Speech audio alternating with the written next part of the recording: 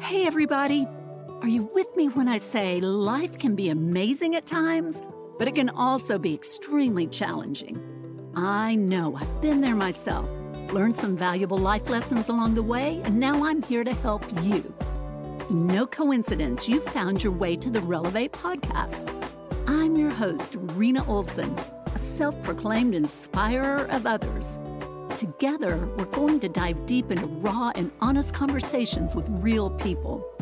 My hope is that through these stories, you too will be inspired and ready to tackle whatever's holding you back or breaking your heart. Then you'll be free to live a life of purpose and true fulfillment. I promise it's possible. Let's Relevate. Hey, friends.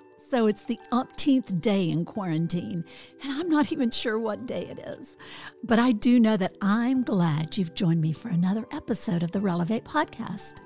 My guest today is Erik Hawkinson, a serious global marketing and communications professional and founder of Prairie Sun Consulting. Erik is here today with some practical tips on how to help us stay connected when we are disconnected. Erik Hawkinson, welcome to the Relevate podcast. Oh, thank you very much. I've been looking forward to this. I know. Well, super fun. We are both cowboys. That's how we know each other. We are. Other. That's true. That's true. University of Wyoming back in the day. Yes, cross country, but we're always cowboys. I know. And you're in New Jersey now, right? I am. I literally live in between New York City and Philadelphia. So I have clients, all over the world, but, the hub of most of my contacts are within those two areas. So I've been here probably almost 30 years since I left University of Wyoming. Wow. So you have quite a background in marketing and consulting. If you could share a little bit about that, that'd be awesome. No, it's wonderful. So and one of the reasons I actually got into this was my experience at the university, which I won't go into too much detail, but I wanted to play sports, of course, and no, I was not going to be to that level. I started when I first started getting to school, started doing marketing for sports information for the University of Wyoming football and basketball teams, and that got me very excited about creating just brochures and press releases and learning all of that. And so when I got out of school in Wyoming at the time with economics, not too many sheep farms need marketing help, and you had to figure out where you're going to go. So I had to go East Coast and West Coast. And I took a chance and came to the East Coast and started working for advertising agencies, and even had my own agency for about 6 or 7 years. Oh, that's very cool. And then the past probably 15, 20 years, I've been helping top healthcare and technology companies, either working for them as an employee and as a consultant. And for the past 3 or 4 years, I've had my own strategic marketing group, and it's been wonderful because I feel like I've been taking all the experiences from working for Fortune 500 companies and helping startup companies and smaller companies look much bigger and getting them to do things without wasting all the money that larger companies do. So that's very cool. I've been trying to inspire them. Yeah, love it. So the name of your consulting firm is? Prairie Sun Consulting, because I still, have this deep love of Wyoming, which I'm getting ready to move back to actually kind of just set up an office there so I can work and travel from Wyoming. And the Prairie Sun has always been kind of my grandmother who lived in New Jersey. That's what she used to call me when I was a little boy, because I grew up out on the prairie. So I thought I would just keep that as part of my so-called persona. That is very cool.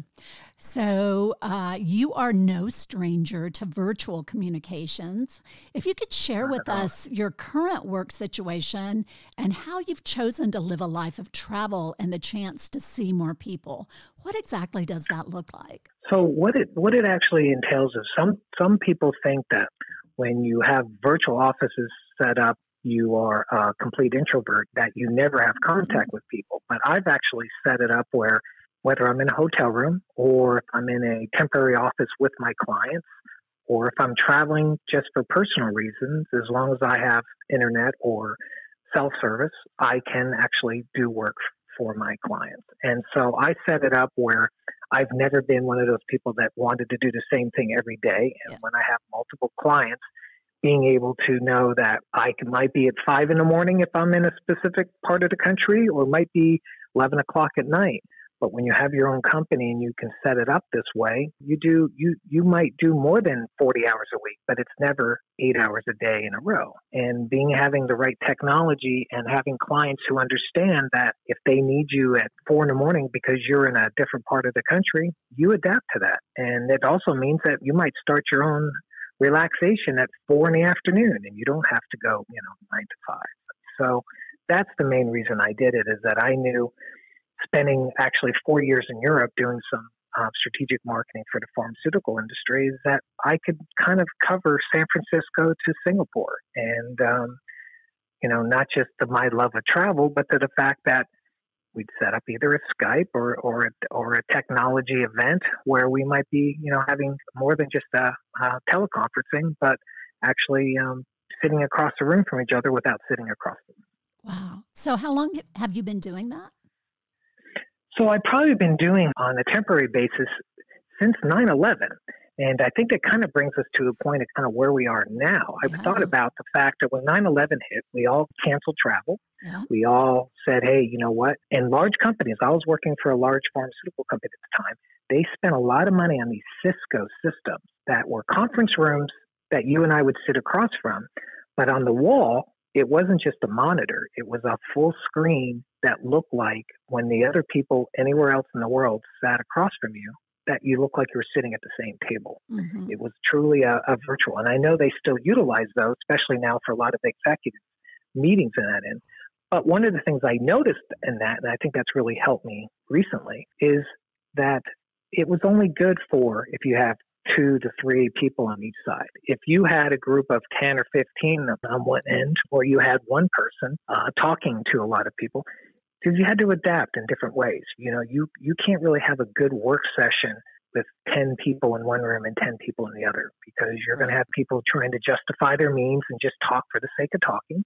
You're going to have the most executive person on each of the team trying to make their points. Sure. And a lot of other people might be intimidated. It might not be where their comfort level is. And it doesn't mean they have nothing to add, but they feel like, I'll take this, I'll go back and I'll email my input. Mm-hmm.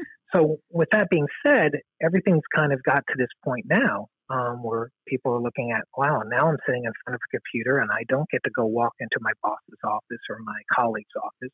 How do I continue to have that type of interaction, that relationship? Yeah. And going back then, yeah, sure. Going back to those initial virtual meetings, I mean, that's kind of the dynamic of in-person meetings as well, too, don't you think? It is.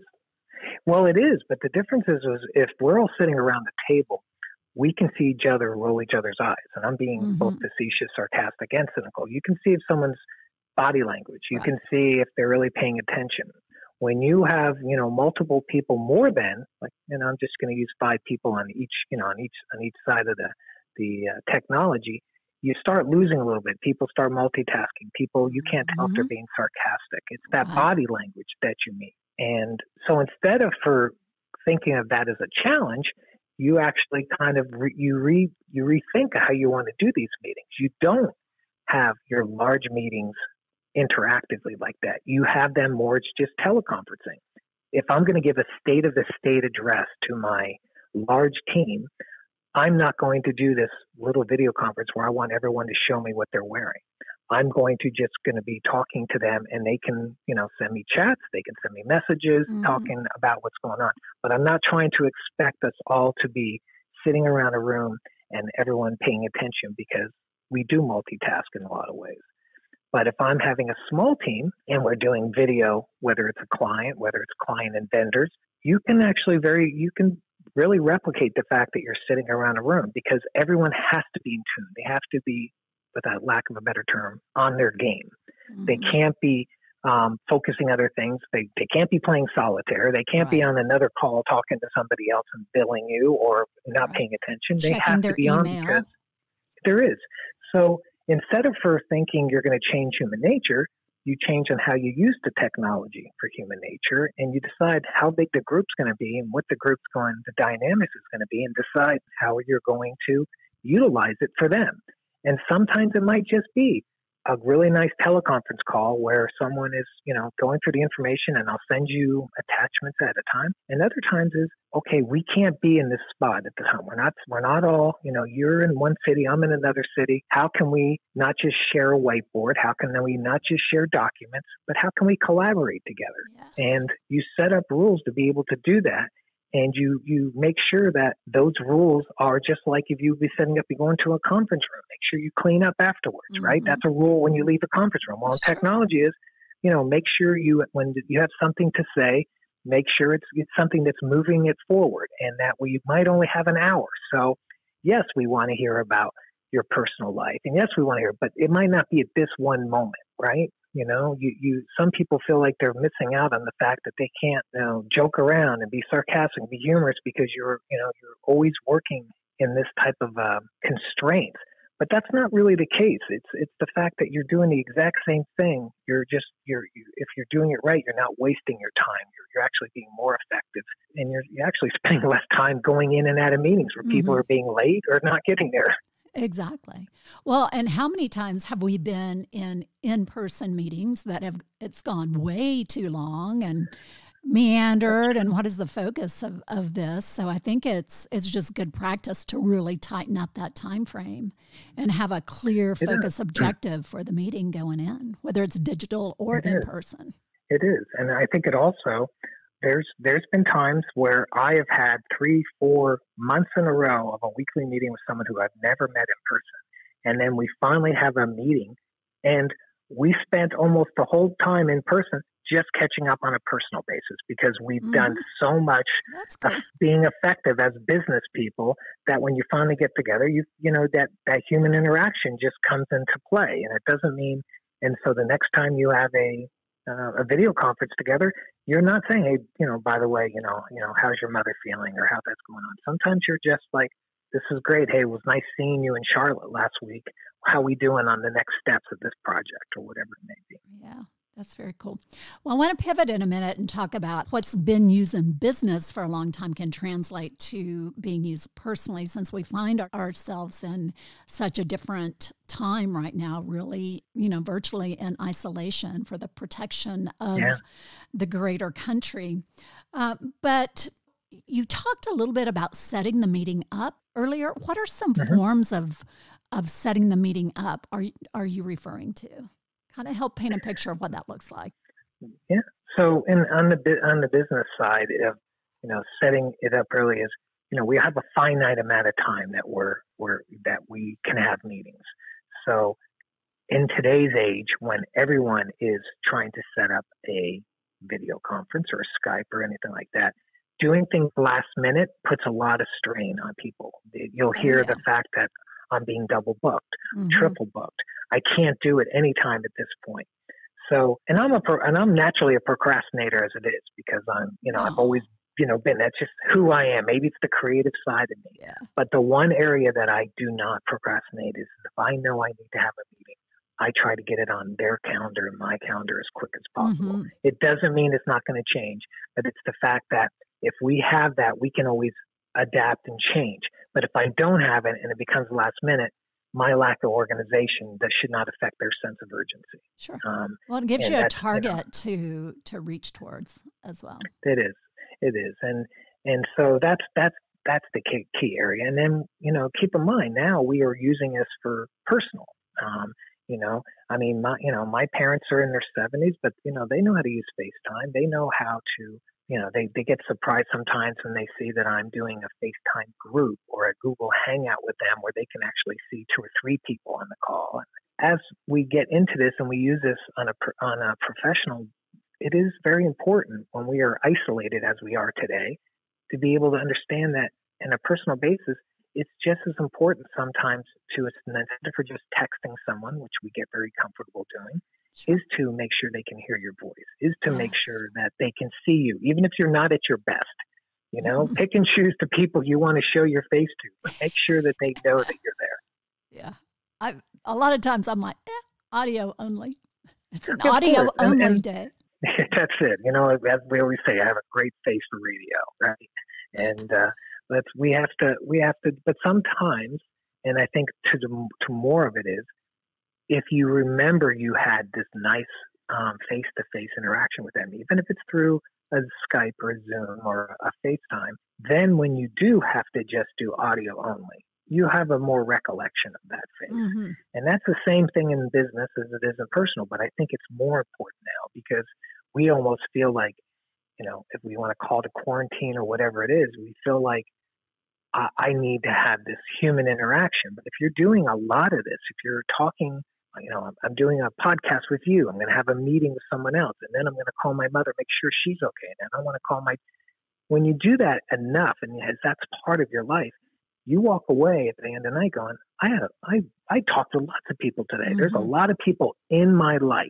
Yes. It might not be the way it was 20 years ago, but there's a lot of people that know what I'm doing and I know what they're doing, and I can check mark and say they're doing good. And I think it's important to, be very conscious of that, is that, yeah, you might know they're okay because you saw what they posted on a social media and you know that they're safe, but not having that human interaction, you need to continue doing that. And this might be kind of a contradiction of terms, but I really feel technology can help you stay closer to people if you use it the right way. It shouldn't be trade it for the fact that you can go give someone a hug. But when you can't, you can truly show them that you're still there for them. Right. And it's so true, because a text or an email doesn't have the emotion attached to it. But when somebody picks up the phone, I can usually tell what's going on with them, because the voice, it doesn't lie. It's reflective of what's going on in the heart. So I just would encourage those of you out there who have gotten used to just texting only, let's start making a whole lot more calls, because we need each other. We really need each other. That's true. Well, you're saying exactly what I was thinking, is the fact that because when we go through crisis like this, I find myself, people who I may not be as close to, really caring about what's going on with them. And people who I am very close to, sending them as much love as I can, love and light, right? And so you can still be able to do that. They go away and they might respond after you do a video call with them or even a phone call with them, and they might respond with just a happy emoji, but you know that you did your part, right? And I think you can, we're all going to have all these different emotions of what's going on, but if you can actually use this technology to, to show people, and people don't realize this, to show people you're okay as well. You have to let them know, just because you're caring about other people, you have to realize you're there for them too. So, yeah, most definitely. And so before all this happened with coronavirus, people would be like, I'm so busy. It's just been like the mantra of American life for a long time. And all of a sudden, we've hit the skids with all of that, and people are just wigging out. And I think once we settle down, people will really see it as an opportunity to reconnect with what they love to do, whether that be reading or working on a new business plan or spending more time with their kids. I mean, it's the gift of time. It's precious. And that is definitely one of the blessings of this whole thing. Yeah. And as I mentioned, I might be able to have my afternoon free, but maybe I'll do something at night. But you do have more time to be able to, I'm not spending an hour and a half driving to an office. I'm not spending, an hour. I mean, and right now people are not spending 2 hours taking their children back and forth to school. I'm not saying that's always going to be the case. I'm saying, but you're that quality time's not longer there. Even if your kids aren't paying attention to you, now your kids are with you the whole time. So it's very important for you to, whether your child's 8 or 18, they're not having that interaction with people as well. You want them to make sure that, hey, you know what? I know I restrict sometimes how much technology you have. But if you need to reach out to your friends, if you need to have that Google Hangout with 10, 12 people at once, set up a time after you guys get all your school done and do that. Joke, talk about it, laugh at this, make fun of your parents. We don't care, but make sure that you stay together. Just because you're not meeting at someone's house and having a public so-called party doesn't mean you can't party together. And one of the coolest things that I just saw, this is a great way on how technology is adapting. Netflix now has this thing called Netflix Party. Oh. So you and I can say, guess what? Let's watch, let's watch the Titanic together. Okay, well, you watch it's on Netflix, I'll watch it. No. Let's watch it together. You can go on Netflix Party and we synchronize, and you and I can watch the movie together with our phones or with our. And if you have a comment, if I have a comment, we can be almost sitting there together watching the movie together. That's just one example on how we are going to be adapting. It might put a little fear in you because you're saying, oh, great, now we're never going to have any social action. But it's not. It's the fact that when things do normalize, you still have an opportunity that when I go travel, if I want to watch a movie with my daughter who's 6,000 miles away, I can say, hey, your favorite movie's on. Do you have time to watch it? Let's watch it together. That's so cool. I love that. Yeah, things will get back to normal. And I know that when we get to resume doing those things that we love, we're going to have a greater appreciation for whatever that is. It's true. For a certain time, and then it becomes routine again. That's just it is, and that's human nature. But you're right. But you're right, and I also think, and I've talked to people on social media, even recently, where I go, you're going to appreciate the next time you can have this type of interaction. So this is actually teaching us a lesson as well. Maybe we're getting a little bit too far away from it, but now this will actually teach us to say, hey, it's so good that I can shake your hand and I can give you a hug. Mm-hmm. Absolutely. So let's talk about, you've mentioned some of the cool tools that are available to connect us digitally.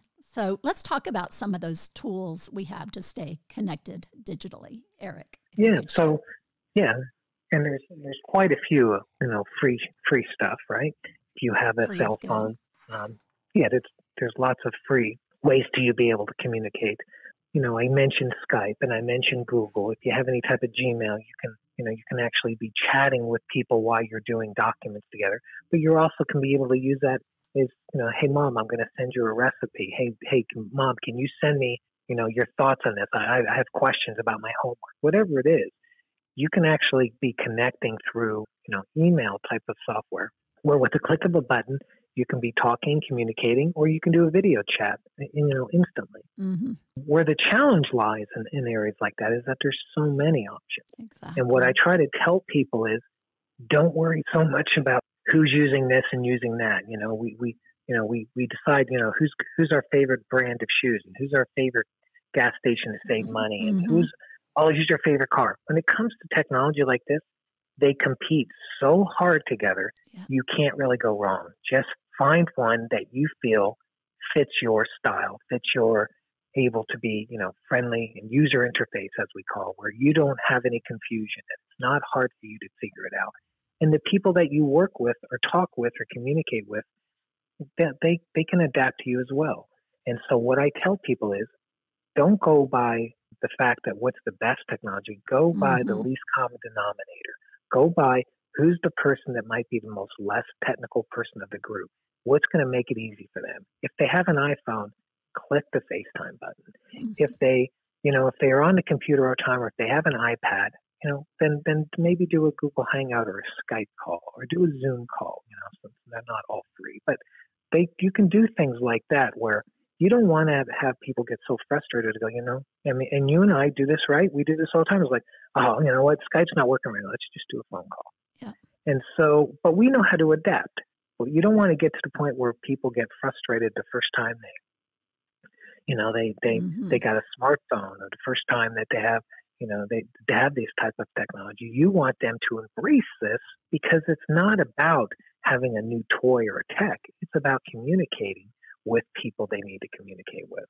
Right. And if you can make that simple, that's the part people have to understand. Right. And I think people need to understand that when learning anything new, there's a little bit of a learning curve on here. So, just, go easy on yourself. If you can't get something accomplished right the first time, it's okay. Yeah. And I know I use YouTube all the time when I'm trying to well. learn a new technology solution. A lot of times you can find user-submitted videos for various forms of That's it. technology on YouTube that are better than the actual manufacturer of. But there's That's so not much even out there. that. Yeah, I've used YouTube to set up home security systems and Nest systems because even though I feel like I am an early adopter of technology, I am not a handy person. And so I do not read manuals. I do not go on.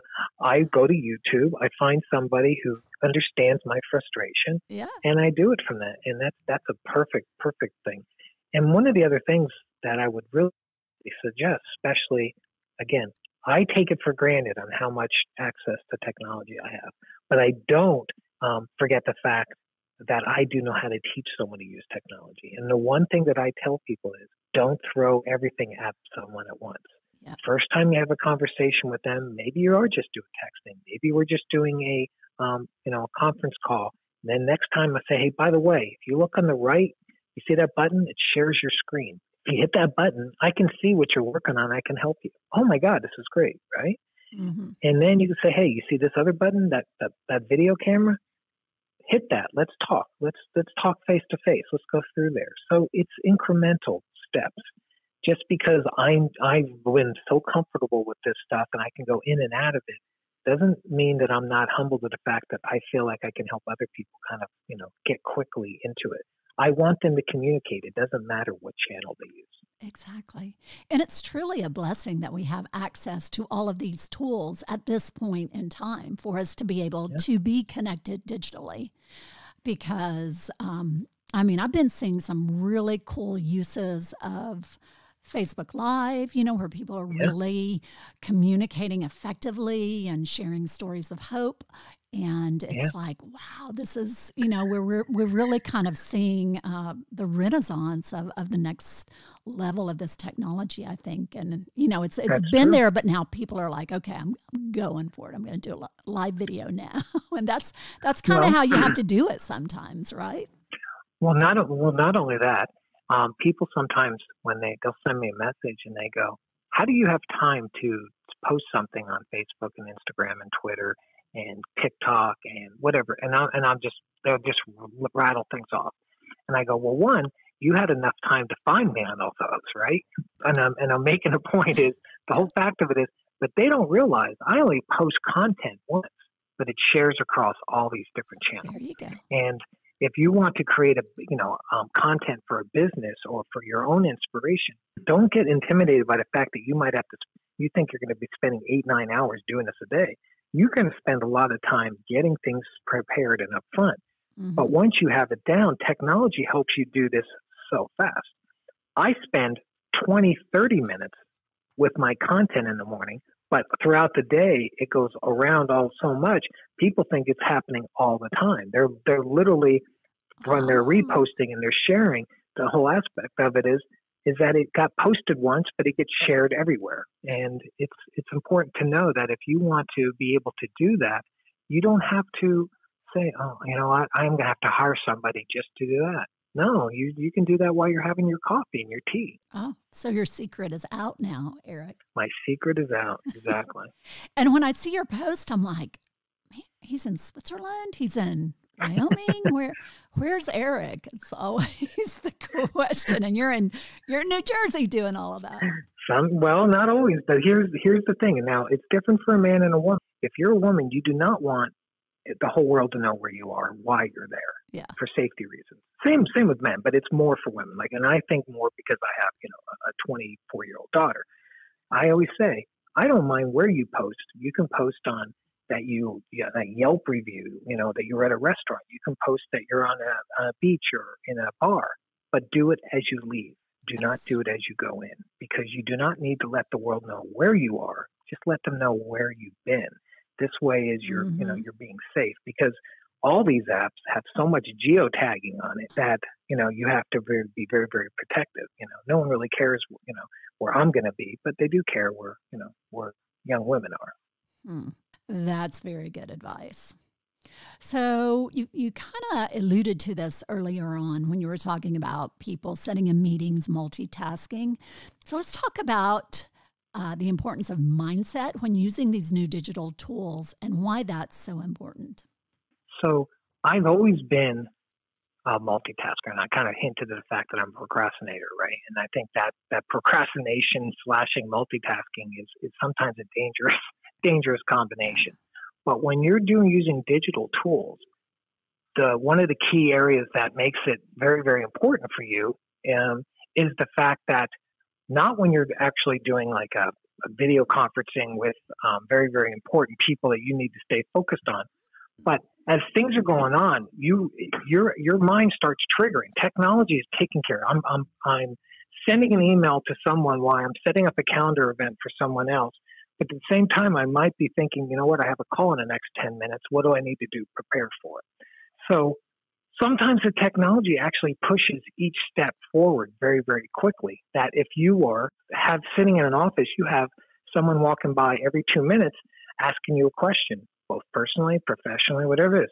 Here, you might be doing cluster. I call it like cluster work force. You literally might be doing 3 hours worth of work in 20 minutes because everything is just happening all at once. And then all of a sudden you go, wow, is my day over? And you look at the clock and it's 10:30 in the morning. So I think that's one of the key things that you have to kind of learn when you're adapting to more remote working, is that everything comes in lots of clusters. There's times where it's all panic. There's times where it's all, at once. And then there's times where it's just dead air. And you're thinking you must have forgot something. Exactly. Yeah. And I know people, when they're online, they think that it's an opportunity to check email or send a quick text, and you lose focus. So you do. It's important. It's important to remember if you're on an online call, chances are that's where your focus needs to be. That's true. And you see pictures, and I'm not saying I don't do it as well, but you see pictures and videos of the workforce with music in their ears as they're working, right? Yeah. I do that as well. Or if I'm in my house, I have music playing on I have it connected to my Alexa, so I can ask Alexa to turn it on and off. I don't have to get up. I have it on my app. I could be listening to the news. But as soon as I get on a conference call, all that stuff ends, right? I can have music in the background as I'm doing things, but when I'm communicating with somebody, it's like putting your phone down, turning it upside down, looking you in the eye and saying, what can I help you with? Let's go through this. How is your day? How is my day? Let's get through this. That's the part where the multitasking goes by the wayside. That's the part where you got to make sure they know that you're focused on them. Because if we do this, if you keep looking at me and I'm on the phone and I'm not paying attention to you, do you really care if I get it right? You really are thinking that I've lost respect. I don't have respect for you. I don't have respect for your time. Yeah. And that respect for time is extremely important. Mm-hmm. Even if you don't feel like even if you feel like you can do other things, it's not worth it. You have to understand that they are focusing on you at that moment. You need to focus on them.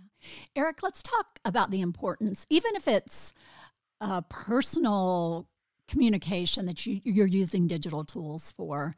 I think there's probably some tips you could share for, what are some do's and don'ts, like in terms of the background behind you, make sure the camera is kind of on your face and not like the top of your head.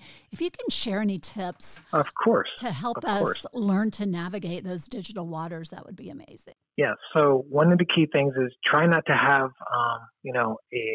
a window right behind you, because during the day, too much light's coming in, and during the night, it reflects, and you'll see the back of people's heads, or you'll see, you'll see the room that, on the other side of the computer. So just like if you're setting up a photography shoot, you need to make sure things are very, very static. There's not a lot of noise behind you. Lighting is important, but it's not as important than people think, because if you have a monitor screen, it is going to be lighting you up. Or if you're doing a FaceTime, you can actually see your face, and you should actually be using that as your guide. Mm-hmm. But what I actually do is I make sure the whole room is kind of lit the same way throughout the day. So then I'm not having to worry about adjusting it when I'm doing some type of a video call. Next tool is, you got to test. You need to test and test again. You need to look at, just think about the trucks on the highway that says, if you can't see me, I can't see you, right? Yep. So you look at that camera and you realize that's what they're going to see. And you look at the fact that you can be as vain as you want, make sure that you look good and your hair's done and you have the right glasses and you're wearing wearing at least a shirt on, right? But it's also to the fact that your head's not cut off, and to the fact that the angle of the camera is not shooting up your nostrils, And sometimes people take that for granted. They think that as long as they can hear you, it doesn't matter. So that's one of the key areas when it comes to that. And it's also it's the audio. It's very important that you can actually hear. So sometimes people get very comfortable using a speakerphone because they don't want it up to their ear. Mm-hmm. So when I do conference calls, I make sure I have my headphones or AirPods in, because I want it to be crystal clear, but I don't want to have to hold a phone up to my ear as I'm talking, but I want to make sure that the sound is good. Yeah. So making sure you test that as well.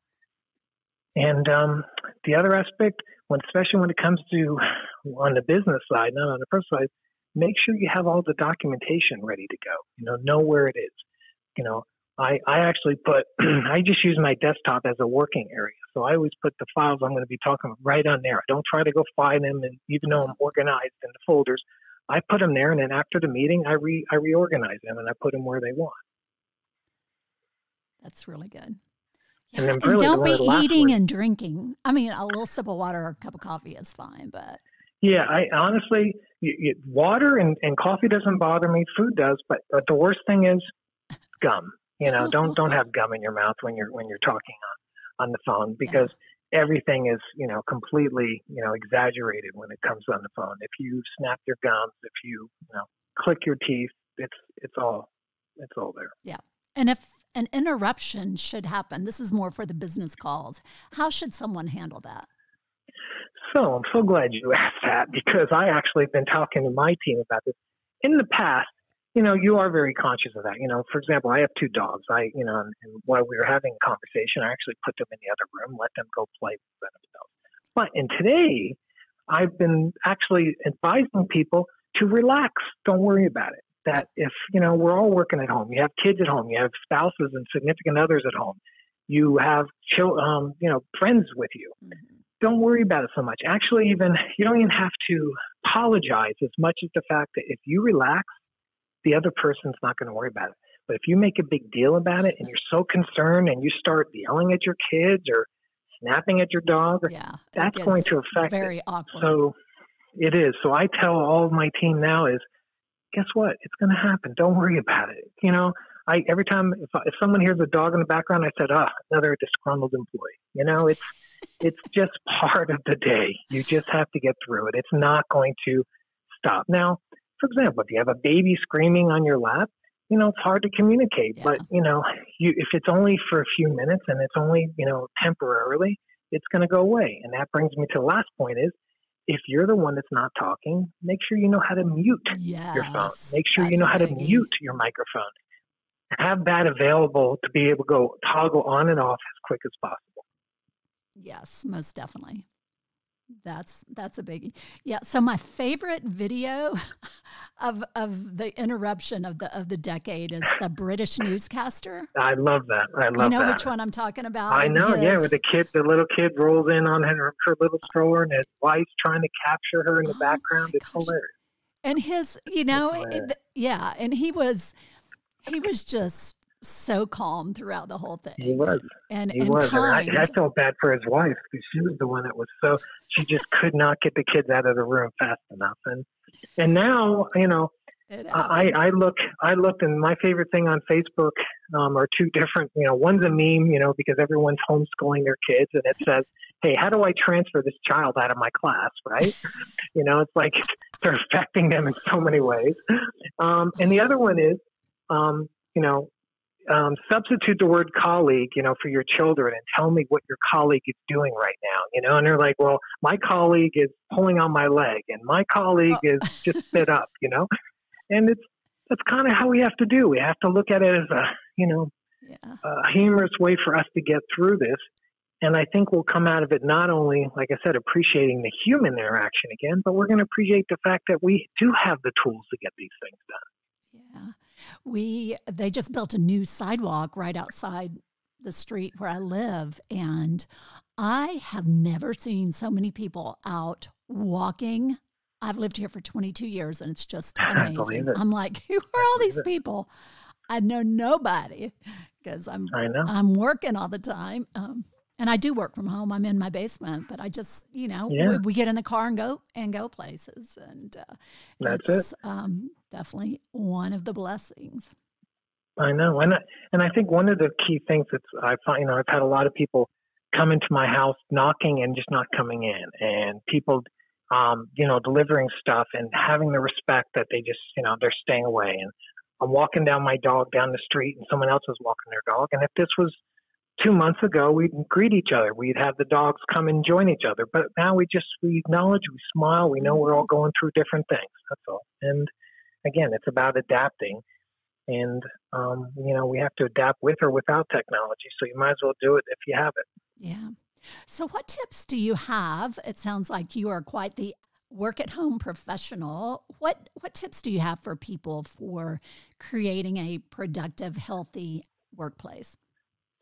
Well, one of the things that I suggest, and you can't do this all the time, but to have a little bit of a routine and change it up every once in a while because you need to keep things fresh. But, choose a time that you're going to eat breakfast. Choose a time you're going to have your coffee and watch the news. Choose a time you're going to take a shower. Choose a time you're going to work out, and keep to those and focus and don't, unless you have something that's just completely has to be at that time, make sure that you have that time for yourself, because if you don't, then you feel like this work from home is more of a prison and less of a lifestyle. So you have to make sure you focus on the fact that you still are being who you are. You're still making sure that you're taking care of yourself and that you're expressing yourself in your own personal way. And it doesn't mean that, it just might mean, hey, guess what? I can have a call with all of you tomorrow, but I can't start till 9. I can't do it at 8:30 because, I'm going to be having breakfast or whatever it might be, or taken a walk on your sidewalk. Yeah, that's good. So why do you think we tend to get restless when we know we need to be at home and confined? Because we think of home as a place where we're done instead of a place that we continue. I've got to the point where I try to make my working environment and my living environment aesthetically the best way possible. It makes me more effective. When I used to come home, the first thing I do is, I'd go and chill on the couch or watch TV, and when you have your working that's happening, you make sure that you are, that you're keeping this atmosphere of being productive and effective. Because if you try to do everything at once, like you were just saying, you're in your basement, if you're doing everything in your kitchen, if you're eating, if you're relaxing, and if you're working, sometimes it's hard to separate that. So kind of trying to find yourself a little bit of space. And it's not means you're going to do everything there, but trying to have a spot where you can actually kind of separate it, where you feel like you are, being productive in this space and relaxing in that space. Yeah, and I guess I worry about people being at home under quarantine and they're just sitting around being unproductive. We joked before we got on the call about, everybody streaming movies and, is that really the best use of this time that you have? I know. I mean, you could use this time to start a business, right? You could use this time to write a book, to draw, to learn a new skill. Right. You can do that. You can still do that.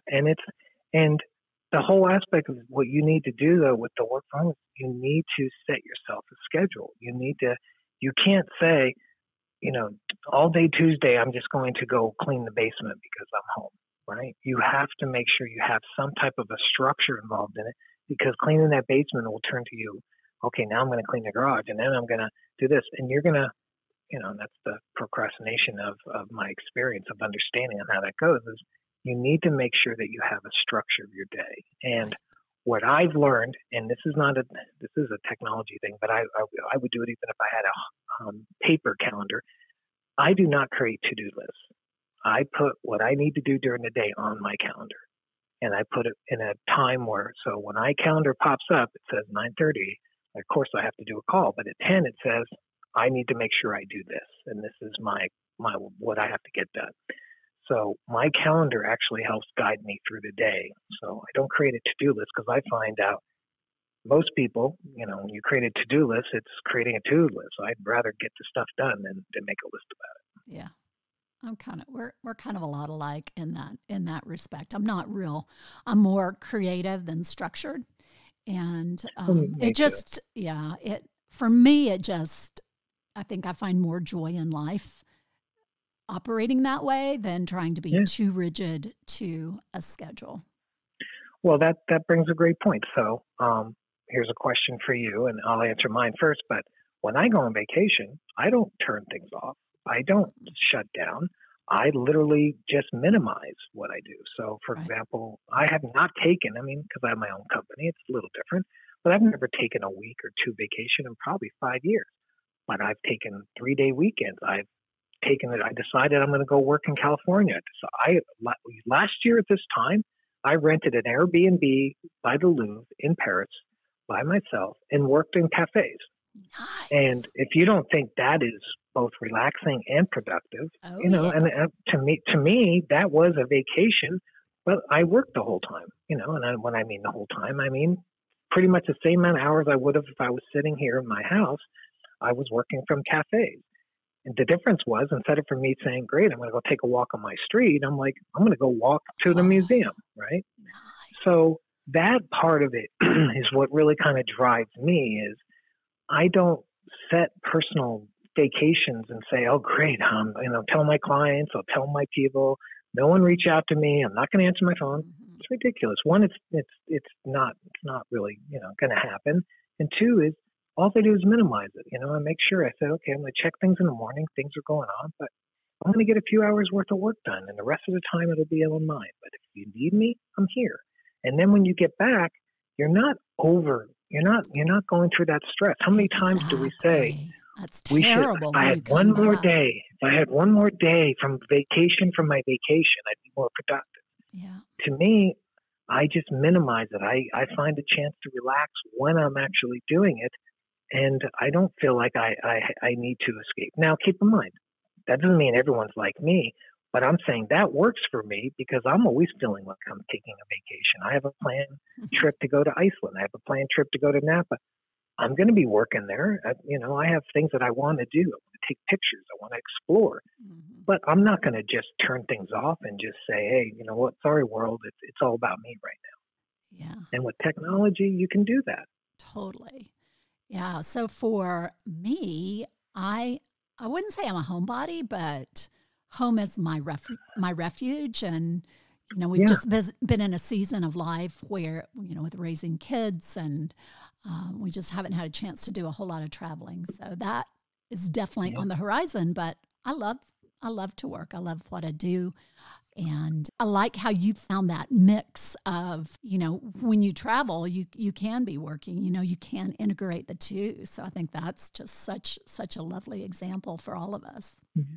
Yeah. And you just have to let the people you're going to be dealing with know that, you might have a time constraint, you might be in bed by the time they're doing something, or you might be up early. Mm-hmm. Hey, what can I do before you wake up in the morning? How can I handle this? So when you wake up, it's there for you. So, and most people in this day and age can do that. Now, here's the real thing with the technology. I couldn't have done that 20 years ago. Sure. No way. I couldn't. Yeah. I mean, even with lines, it would have cost me so much money just to try to use a phone card and just to be able to get on, just to talk to somebody after doing that. So to me, technology allows me to be able to do that where, just like you were saying, where's Erik? Is he in Wyoming? Is he in Paris?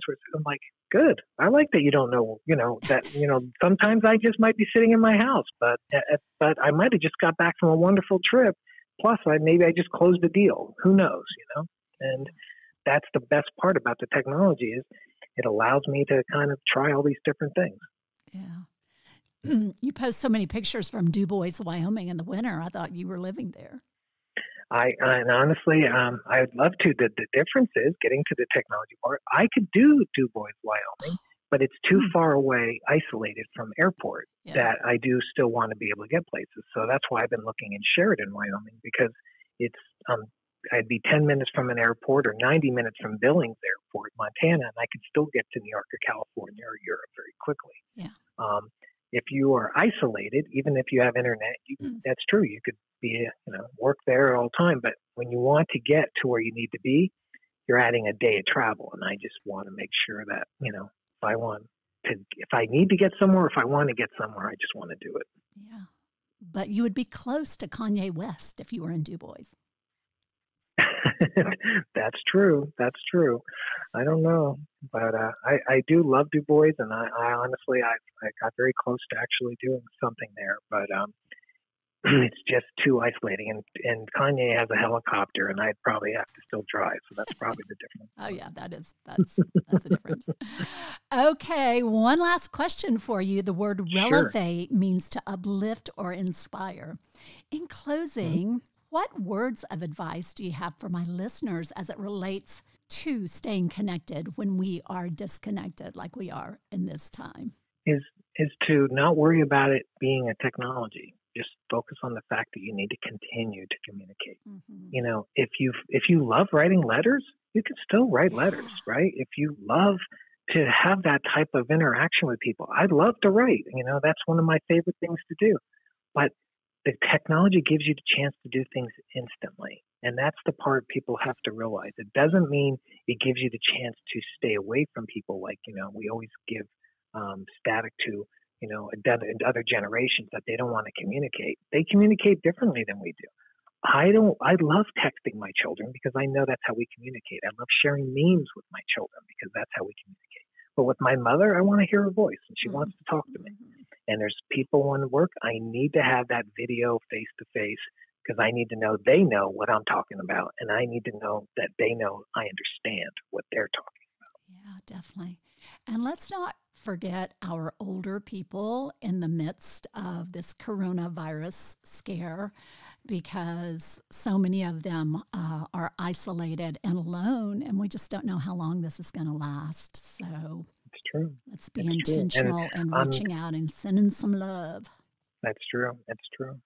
And it will, they're setting up kiosks and giving them iPads to be able to do FaceTime and Skype calls, And it doesn't mean you have to teach a 90-year-old how to use the phone.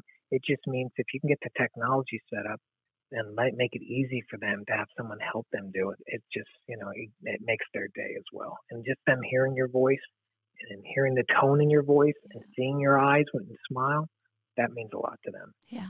And let's all limit our intake of news because that'll bring you down quicker than anything. Exactly.